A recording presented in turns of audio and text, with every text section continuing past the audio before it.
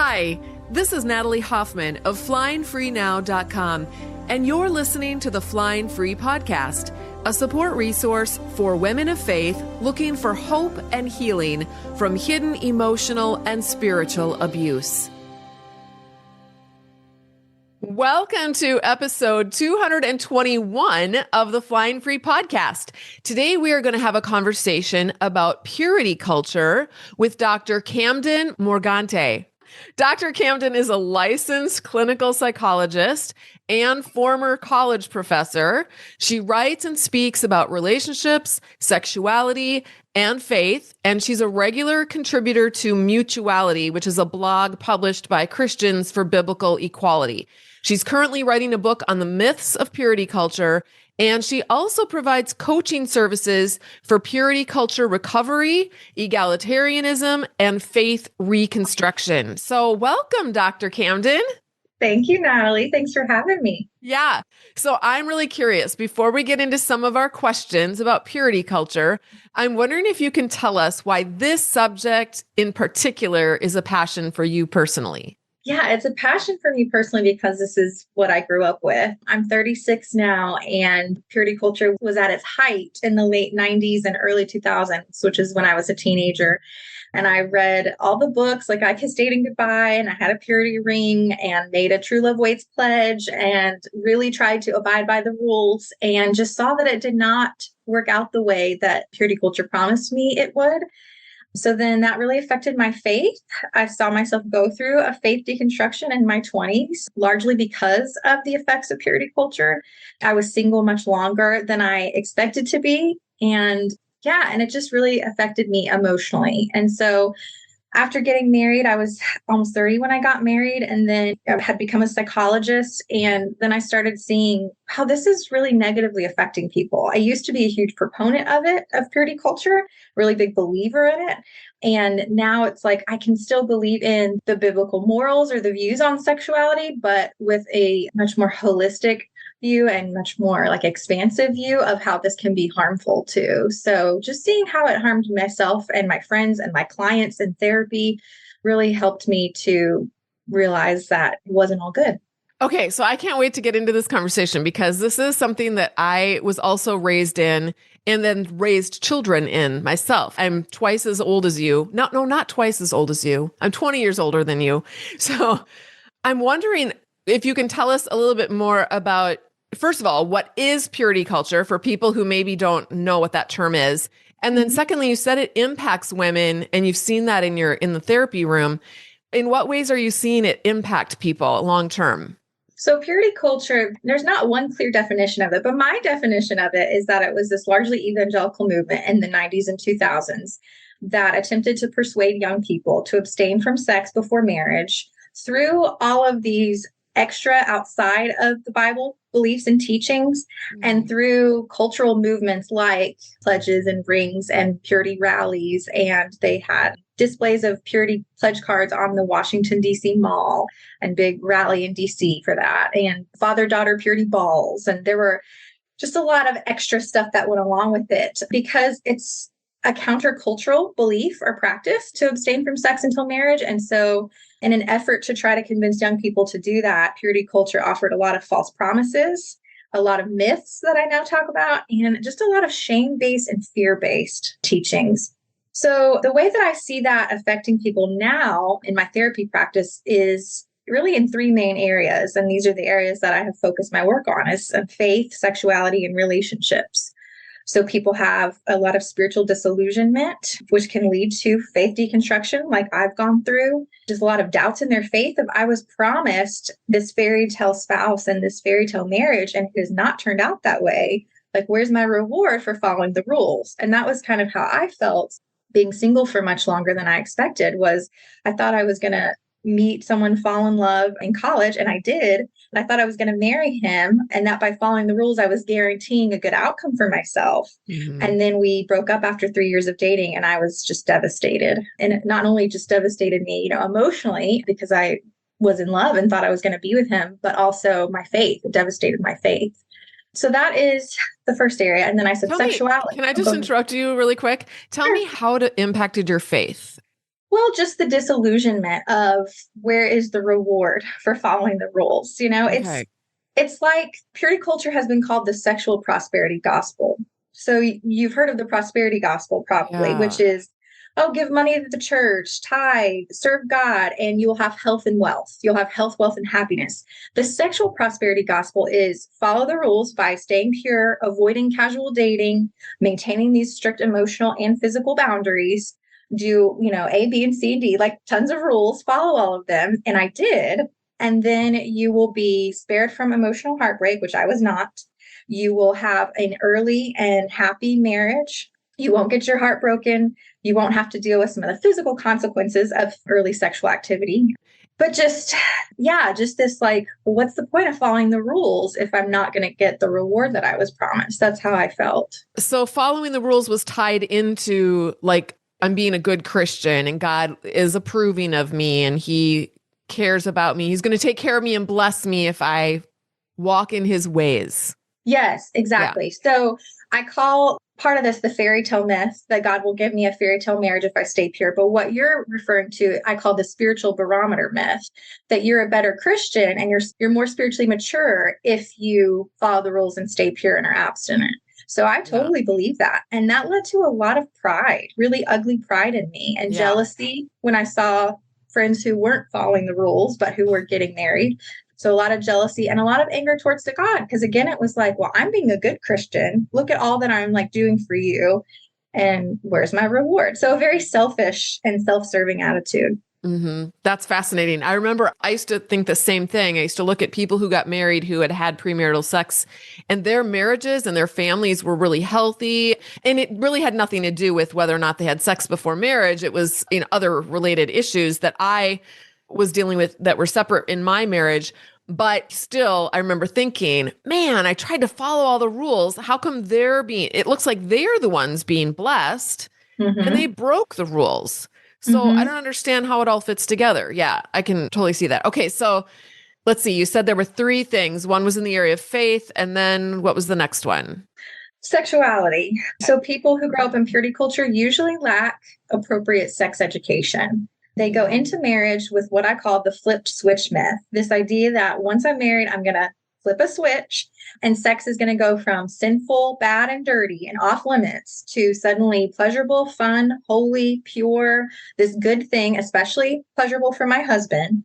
And we don't need any preparation or any education to get us there. And as a psychologist, I know that that's not true. I know that sex takes a lot of work, communication between the couple, and preparation to have a good sex life. It doesn't happen automatically.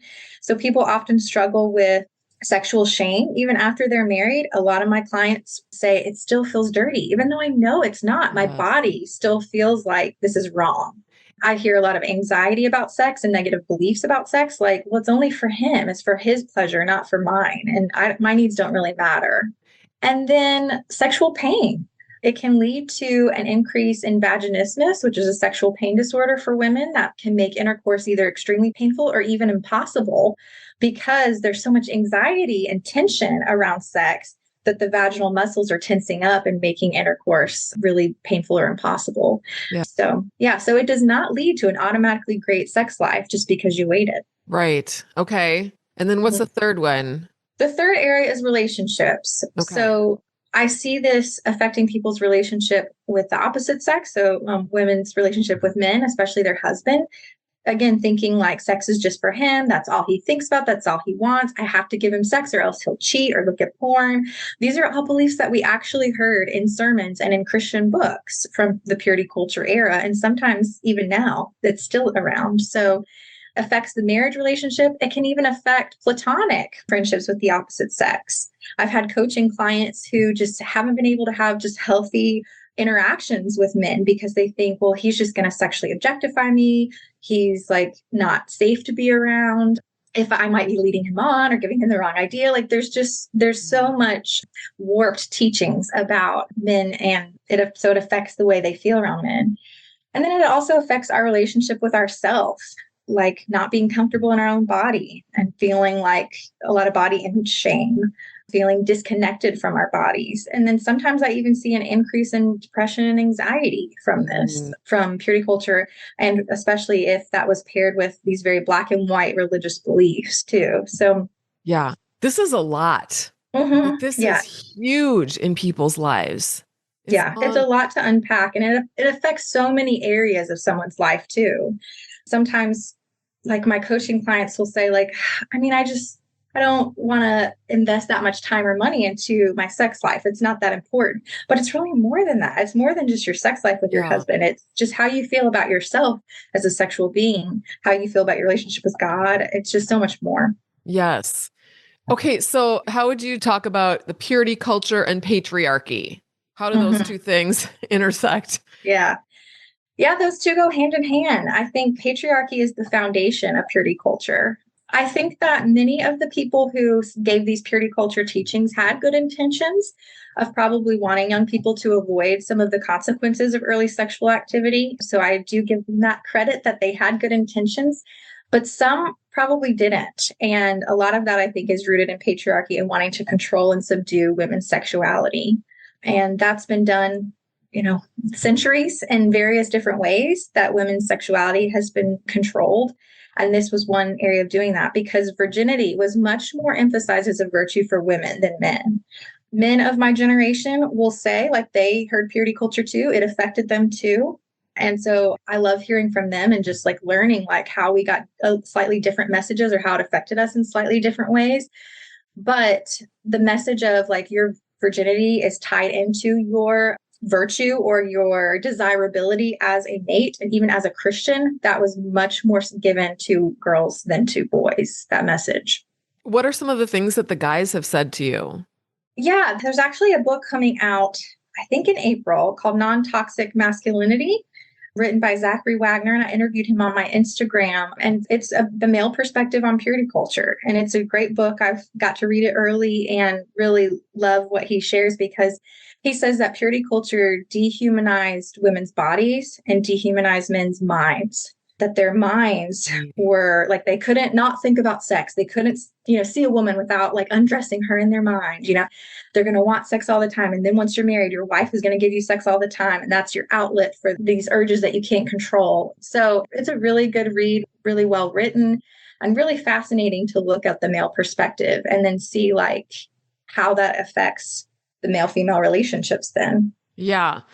We were talking before the podcast started about how so many marriage books actually they give you instructions on how to have an emotionally and spiritually abusive marriage. So they're not how to have a Christian marriage. They call it Christian, but it's really just, these are handbooks for emotional and spiritual abuse to foster. They're instructions for the women, how the women are supposed to think and feel or not. And then instructions for the men, how it kind of gives them sort of an entitlement mentality. But also, I'm really excited about that book for guys. Do you think guys will read it? I hope so. I hope that women will read it to understand the men in their life more and to understand like the flip side of like, if it affected men this way, here's how it then affected me and vice versa. Like it just really helps you understand the dynamics. But yeah, I do hope men will read it. And it really calls you to a more godly view of men's sexuality and that men's sexuality is not a sinful thing. It's a God-given gift. So yeah, so it is a really good book. Okay, so I'm curious because I know what people are going to be thinking if they're anything like me. They're going to be thinking, okay, so if we're not going to teach purity culture, we see that that's like over the top and it's creating harm. And I want to get into more of the trauma aspect of it. But what is the alternative then? Do we just do I've had a couple of kids I had 9 children. So I had a couple of kids swing the opposite direction and shack up with whoever they want to. And I'm just like, wait a minute, I did not raise you to like think that it was okay just to, kind of like, I'm talking about like casual sleeping. It's like instead of going out on a date, you go and hook up. Right. Yeah, I think that's what I am seeing in the purity culture books now. The books critiquing purity culture that are coming out now have swung the opposite direction to something that to me is just as black and white as purity culture was. And now they're saying all we need is an ethic of consent. As long as there's consent, as long as you're not harming the other person or yourself, then anything goes. And as you read my bio, I'm working on writing a book on healing from the myths of purity culture. And in it, I still say that and just myself personally, still believe in premarital abstinence for Christians. I still think that is what God asks of followers of Jesus. So I think an ethic of consent is just not enough. That's not a robust enough sexual ethic for a devoted Christian, I believe. So I believe we have to have more nuanced reasons that we give our kids if we're going to teach them the value of waiting until marriage.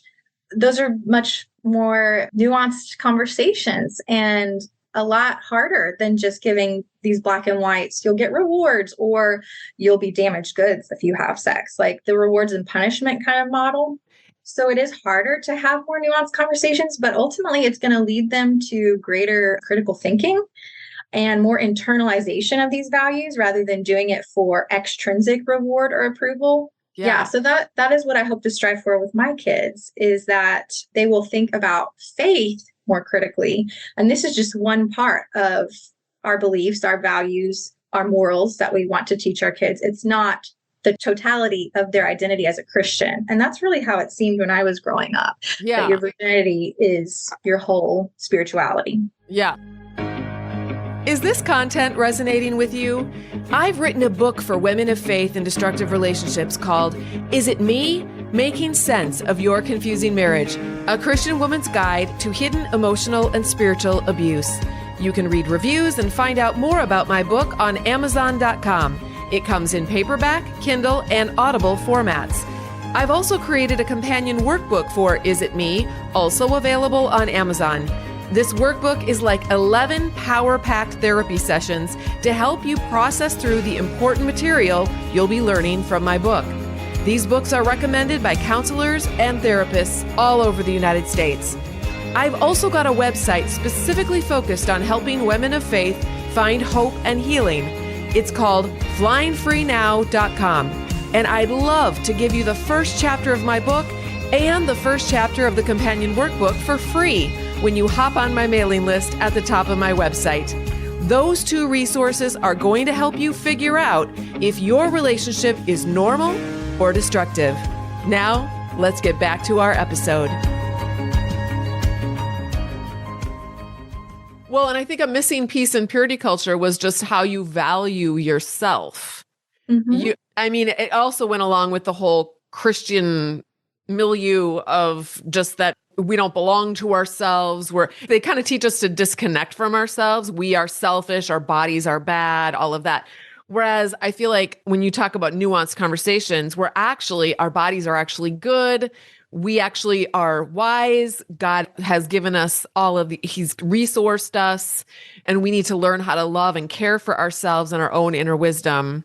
Mm-hmm. Rather than dismiss it. And if we are truly loving ourselves and invested in our own personal growth and in caring for our bodies, then we're going to be a little more careful about what we do with those bodies and when we do it. Right? Right. Yeah. So anyway, all right. Can you tell us a little bit about how, when you were talking about all those three different areas, and it felt so heavy to me just to think about all these areas where we've been damaged as far as our thinking, because we've been fed a bunch of lies, really, and gaslit and manipulated, really. So this is going to cause trauma. So can you talk to that point a little bit? Yeah, I think some people coming out of this faith background experience religious trauma, where anything of a religious nature can be triggering to them, to their bodies. When you were talking about the view that our bodies are bad and sinful and we should kind of squash any desires, I hear a lot of the verse of the heart is wicked and deceitful. Yes. I hear that. And then how I see that in my practice is that there's a complete divorce between mind and body in my clients. Yeah. Even when they'll say like, well, I know in my mind that sex is supposed to be for me and for my husband. It's not just for him, but yet my body doesn't know it. Or I know that sex is not dirty anymore now that I'm married, but my body doesn't respond that way. So the very thing we were taught to do growing up of divorcing our mind and body continues and gets people into trouble once they're married, that they're not able to enjoy sex, or they're not able to even really be connected to their own bodies and sexuality. And they don't trust their emotions or heart either. So my overarching goal in my coaching practice for purity culture recovery is helping people get their mind, body, and heart aligned so that your beliefs, your actions, and your emotions all line up. And when you can experience that integration, that alignment, that takes away the trauma symptoms and the trauma response in the body. When the body can experience sex as good and safe within the context of a safe marriage and a mutual loving marriage, then people can really make the belief shift, the mind shift, rather than just stating the belief, but the body doesn't catch up. Does that make sense? Yes, it makes total sense. So you mentioned that it can lead to emotional and spiritual abuse. Can you tell us what's the connection? I think the connection is through patriarchy, like we were talking about. I think because there's so many patriarchal gender roles in purity culture of things like we've talked about, like your husband is always going to think about sex, always going to want sex. You have to give it to him, or he may look at porn. It's your fault then if he does. Like, just all of that is abusive. That's spiritually abusive. And then that can be emotionally abusive because women are not paying attention to their own desires and they never feel like they can say no. So sometimes I have my clients as an experiment, again, in a healthy marriage with a loving and supportive spouse, say no to sex in a gracious way and experience that as okay and safe. And that's really powerful for them to be able to see, I'm allowed to say no. And then also another homework exercise might be initiate sex when you want it and experience that as good and safe. And that's acceptable. So just going against those really false teachings can break down some of the effects of that emotional and spiritual abuse. Yeah. Well, and something that I've run into myself in talking with people and even in my own life is that not all men are horn dogs. Mm-hmm. Some men just don't have a high sex drive. And then I feel like I came into marriage thinking that they were going to, and then they didn't. And then I was like, what's wrong? What's wrong with him? What's wrong with me? Am I not desirable? So I've heard that many, many times from women too. So I've heard that too. He must not be attracted to me because he doesn't want sex all the time. Yeah. Yeah. But then I also see where men, sometimes that's the only way they know how to connect because it was emphasized so much in church and Christian culture was like men are hypersexual. And so that's the only way they really know how to feel close to their wife. And so some of the work that I do is helping them expand their definition of intimacy. See how you can feel close through emotional intimacy and through spiritual intimacy, through conversations and time together and just doing activities together, things like that. So it's not just so focused on just sex. Yes. That's only one way to connect and feel intimate. Yeah, I love that. So what are some ways, while we're wrapping this up, that women could begin to find healing from purity culture? Mm-hmm. Start with recognizing what the myths are that you have been believing and start to recognize how those are affecting you. That's one of the first exercises I have my coaching clients do is write down the false belief and then write down how it's affecting you. How do you notice that showing up? And then you might start deconstructing that belief by looking at what are the facts? What's the evidence that this is true? And what's the evidence that this is false? So looking at breaking that down and seeing the lies that made up that belief. And then we work on identifying like how can you act opposite to that false belief. So those would be some of the things I told you, like experience saying no to sex with your husband, experience that as safe. You're acting opposite to that belief that I'm not allowed to say no. Yeah. Or have sexual intimacy experience with your husband where it is focused on you. And experience that as good and as appropriate at times. So just living out those new beliefs in your behavior and your actions is really what helps to make the total change. Now, you talk about the myths, and I went on your website and you have a quiz that women can take and men can take it too, right? Of course. Do you work with both men and women? I work with men usually just in the context of their marriage and women individually. But yeah, definitely men follow me on social media or have taken the quiz too. Okay. So why don't you tell them about the quiz? Okay. It's called Which Purity Culture Myth Affects You? And so I've named and identified 5 myths. We talked about, I think, most of them in our conversation. One is called the damaged goods myth, and I referenced that. And then one is called the gatekeepers myth, that women are the gatekeepers of sexuality, sexual boundaries before marriage, and constantly giving sex after marriage. So Yeah, so you can go on and answer 25 questions, how much if you agree, if you disagree, or if you're neutral. And then you'll see a breakdown of your scores for each of the myths to see the higher your score is, the more you still believe that myth. And that just, again, helps start creating that awareness of how I still have these beliefs. They're still hanging around even 10, 20, 30 years after I grew up in purity culture. And maybe there's still some work here I can do to see how this is affecting me and what belief I want to put in its place. Yes, so good.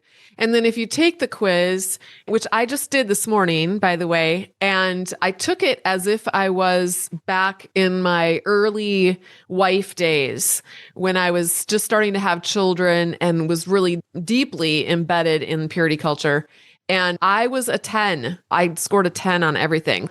So that's where I'm coming out of. Now, I didn't take it again. I've heard that some people can take it twice and you can take it at from your different perspectives. So I'm going to take it again now when we get off here, because I'm curious to know where I would fall now on my beliefs. But when you take the quiz, I noticed that she takes you to some resources then, just more information. So you can learn more about it and go deeper and find out more. Mm-hmm. And I will definitely put a link to the quiz in the show notes. Is there anything else that you wanted to say before we close out here?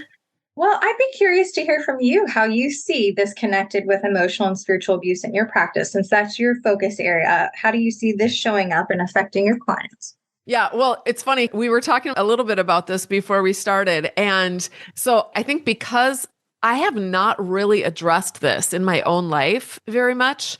And I'm remarried and I'm married to a wonderful man, but we still really need to address some things. Even he does. He grew up Catholic, but he was a bachelor until he was 50 years old and married me. And he was a good boy, like a good bachelor man. He didn't have any experience and he had a high view of God. So even though he wasn't raised in purity culture like the evangelical world was, he still brought into our marriage the same types of baggage that I did. And so because I haven't really processed through that, I feel like I probably need some coaching on it. I'll just be honest.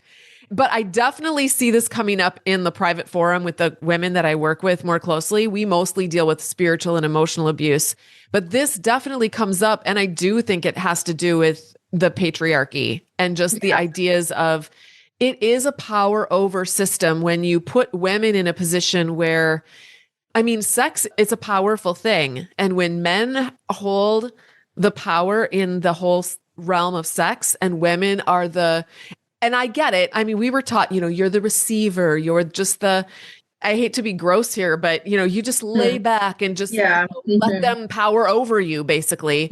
And so the idea that you could actually take power over your own sexuality, just even now, it's like there are parts of me inside that are still like, no, that's so wrong. Like, that's not how it's supposed to be.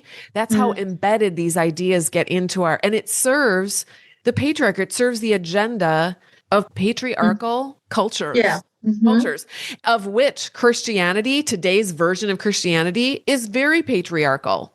And then when you have that idea that men have power or hold power over women, you will always see emotional and spiritual abuse because they're using God to maintain that power when you're in the evangelical world, which is spiritual abuse. They're basically attributing to God this idea that they should have power over women. And then the emotional abuse is just the gaslighting and the lying and the propaganda that women are under to believe that it's actually right and good and holy and pure for them to be in a power under position. And it's so interesting because I know what I've heard is kickback that says, well, you women, and even I hear this from women even, well, then you're just feminist and you just want the women to take power over the men.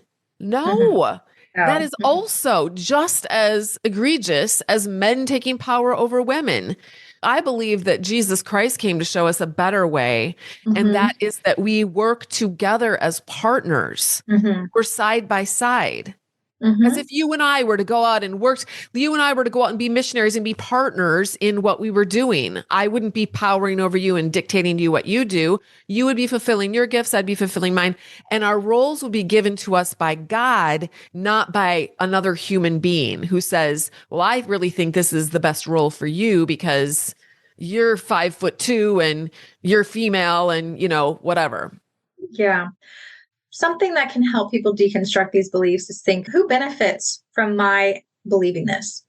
Who does this benefit? If I believe that men always need sex and I need to have sex every 72 hours with my husband, who benefits from that? Not you. And it sets up very much inequality instead of mutuality, which is really what I think God wants, is there to be a sense of mutuality. And so I really tell couples, you have to get away from the thinking of sex about give and take.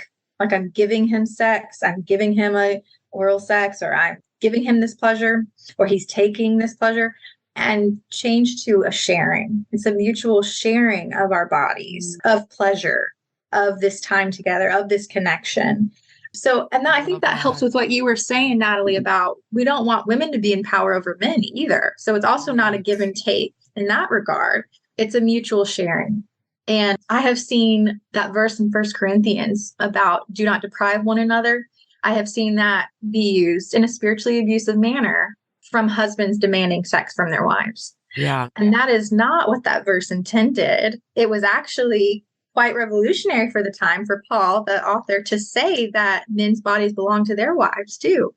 In a time when women were literally considered property, he said the husband's body belongs to the wife. So what you're doing with your body affects her and vice versa. It was very much about mutuality in that passage of scripture. So that's one example of spiritual abuse I've seen in this area. Yeah, I love that. That is so, so good. Well, I'm really glad that we had this conversation. We haven't, if anyone's been listening to my podcast for a while, you'll know that we haven't talked about this ever. I don't think. Maybe we've touched on it with Andrew Bauman. I don't remember, but we have not really devoted an entire episode to this subject. And I think it's about time that we did.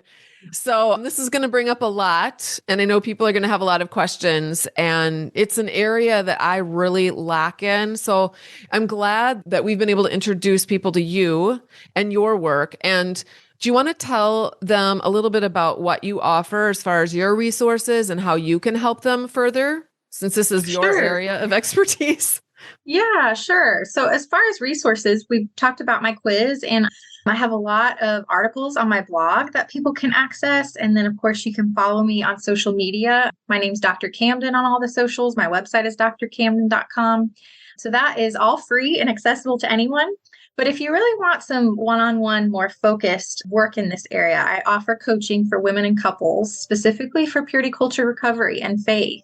So if you feel like I have been dealing with this for so long and I just need freedom from these beliefs, and it is hard to find a mental health therapist in your area that might even know what purity culture is, or, that specializes in this or has the skills and the education to help you. And so that's why I started offering coaching, because therapists, you are restricted to the state you're licensed in. So I can only provide therapy in the state of Tennessee where I live. But as a coach, I can work with anyone in any country even. So so that is available to you. And I'd be happy to talk with any listeners who have questions about that or are ready to have freedom from these beliefs. Awesome. And you guys, I will make sure to put all of the links that you need in the show notes so that you can directly go to these different resources, okay? So thank you, Dr. Camden, so much for coming on here and talking with us about purity culture. And to the rest of you, thank you so much again for joining us and listening. And until next time, fly free.